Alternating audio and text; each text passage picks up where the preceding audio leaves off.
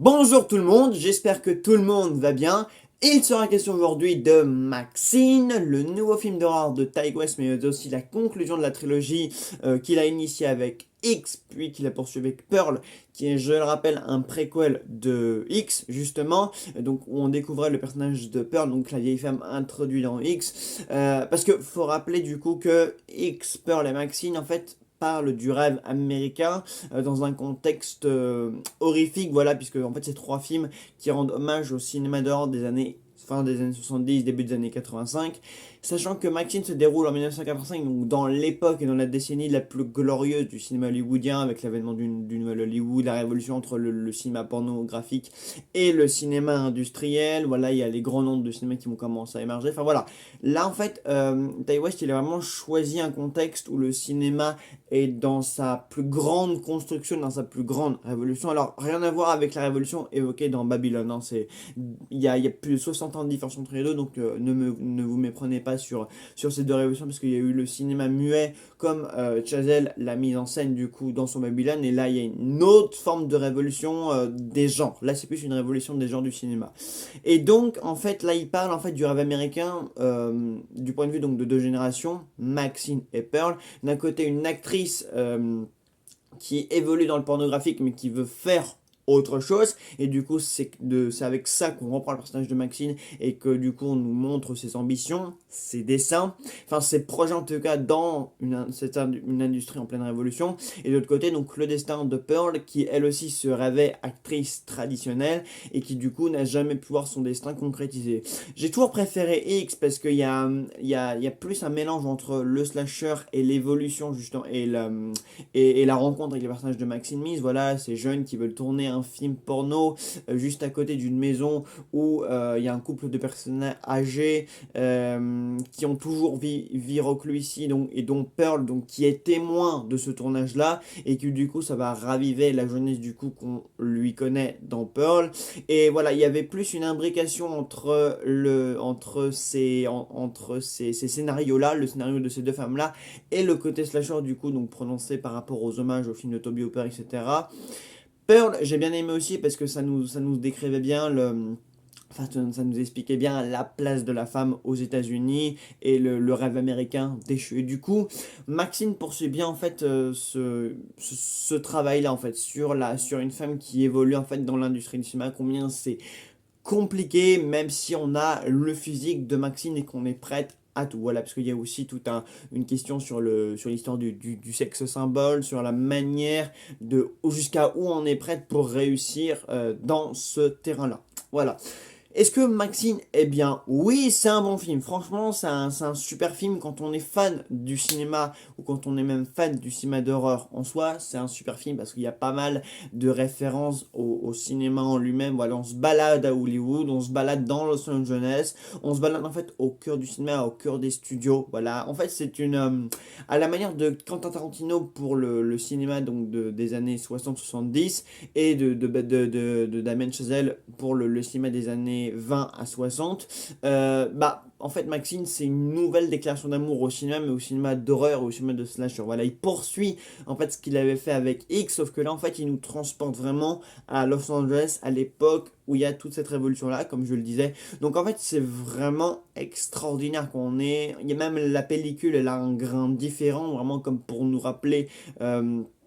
Avec quelle pellicule les films de l'époque étaient tournés. Donc en fait, il reprend vraiment, c'est vraiment un film à l'ancienne, Maxine. C'est à l'époque où vraiment les films en direct ou DVD, enfin voilà, on est vraiment à cette époque-là, Los Angeles des années 85, on est totalement immergé dans ce Hollywood-là, dans ce Hollywood de paillettes, dans ce Hollywood en pleine révolution industrielle, et c'est absolument fantastique. Donc déjà, à ce niveau-là, en fait, c'est vraiment un hommage au cinéma d'horreur. Et d'ailleurs, Ty West, donc, qui était venu présenter son film à Paris tout début juillet, justement, il nous avait expliqué que lui, en fait, ce qu'il voulait faire avec Maxine, c'était vraiment réveiller la peur chez les spectateurs. Il voulait vraiment refaire un film d'horreur comme à l'ancienne pour que les spectateurs aient peur. Voilà, parce qu'en fait, vu que c'est à cette époque-là que les plus grands films d'horreur d'aujourd'hui, de tous les temps, genre Shining, Psychose, d'ailleurs, il y a beaucoup de références à Psychose et au meilleur film d'horreur d'Hitchcock.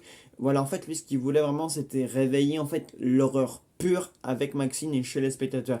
Et pour le coup, c'est un film d'horreur qui est vraiment réussi à ce niveau-là, c'est-à-dire qu'il y a quand même un film qui est assez violent, c'est assez gore, c'est assez vulgaire, et alors, par contre, il y a quand même tout le côté slasher et polar, justement, parce qu'en fait, l'histoire, c'est que du coup, Maxine, elle, pendant qu'elle évolue en tant qu'actrice traditionnelle, donc pendant qu'elle passe du porno au cinéma traditionnel, il y a un tueur en série qui se balade, et ce tueur, en fait, c'est lié à son passé, donc à ce qu'elle a vécu dans X. Mais je sais pas, en fait, je trouve que ce côté-là, il y a un mauvais équilibre, en fait, entre toute la suite du parcours de Maxine et le côté polar du coup enfin le tueur en série donc qui continue à rôder quoi. Je sais pas, il y a un mauvais équilibre qui est trouvé. Je trouve qu'on s'intéresse moins à ce côté là et plus à Maxine. En fait on a du mal à trouver en fait entre comment passer de l'intrigue narrative de Maxine à justement ce côté polar. Il y a un tueur qui rôde, elle est interrogée par les flics et tout ce bordel. Donc en fait il y a effectivement un équilibre à trouver entre les deux et je dirais qu'il est moyennement trouvé parce qu'on s'intéresse plus à une chose finalement qu'à un autre.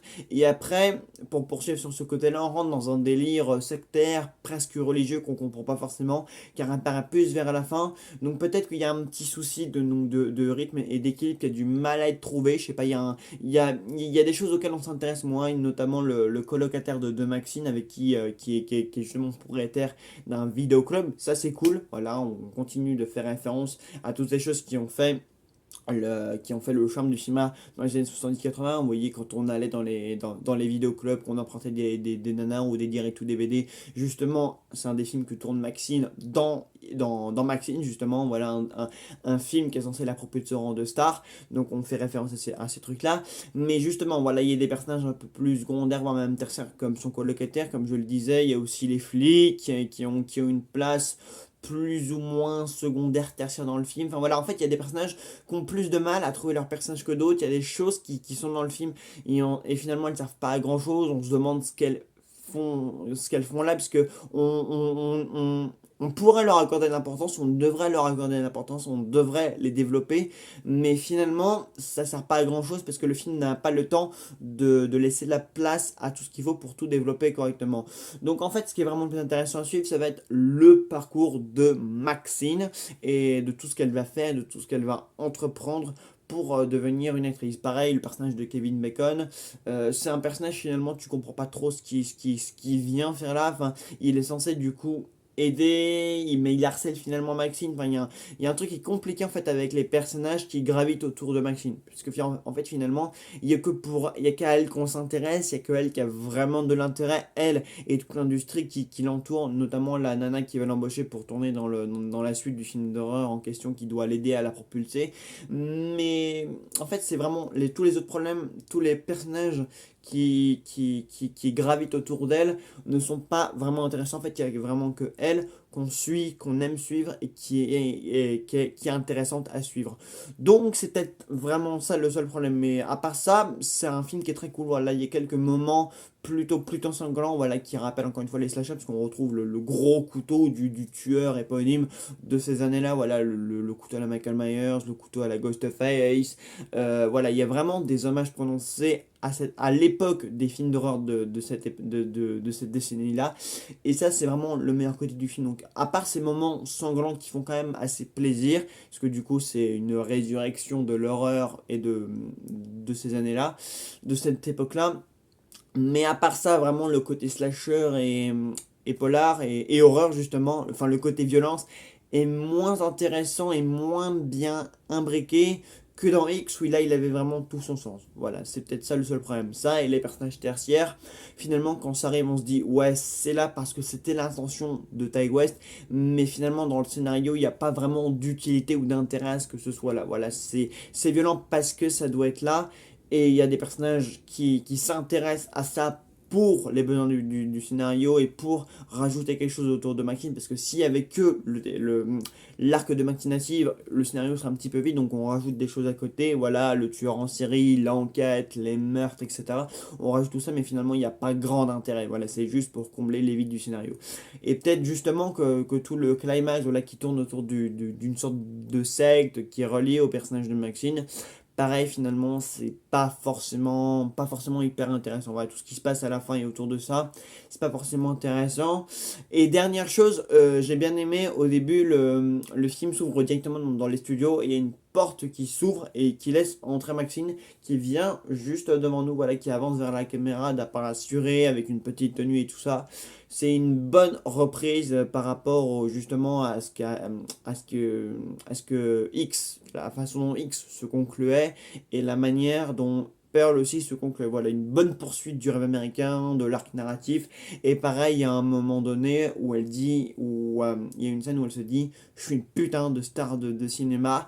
Et dans X, justement, son personnage disait, je suis un putain de sex symbole, donc on voit bien l'évolution du personnage, et ça, c'est aussi super intéressant. Voilà, et en fait, c'est vraiment une trilogie cohérente, voilà, qui se construit bien, voilà, X d'un côté, Pearl de l'autre, Maxine qui a complété le tout, enfin voilà, il y a une bonne cohérence d'ensemble, on voit que c'est une trilogie quand même qui se poursuit bien, et on ressent bien du coup l'intention du metteur en scène ici, donc voilà, ça c'était plutôt intéressant, donc oui, je vous conseille d'aller voir Maxine, vraiment, si vous avez ça devrait, peut-être ça va vous diviser un peu, il y a des aspects qui vont vous déranger, comme il me dérange moi justement, mais sinon j'ai bien apprécié ce que Ty West propose avec ce film-là, la réalisation est plutôt correcte, le jeu de Miyagos est vraiment bon, voilà c'est vraiment le gros atout du film, c'est vraiment la pierre angulaire de cette trilogie, et voilà, donc je vous recommande, voilà, je dirais que c'est le Pearl est le moins, est le moins terrifiant, X est le plus effrayant et Maxine le plus intéressant. Voilà. Mais je pense que c'est l'un des meilleurs de la trilogie quand même avec X. Voilà. Je mettrai Pearl en troisième position. Voilà, bah écoutez, j'espère que la vidéo vous aura plu. Il y a des avant-premières partout en France, donc n'hésitez pas à jeter un coup d'œil.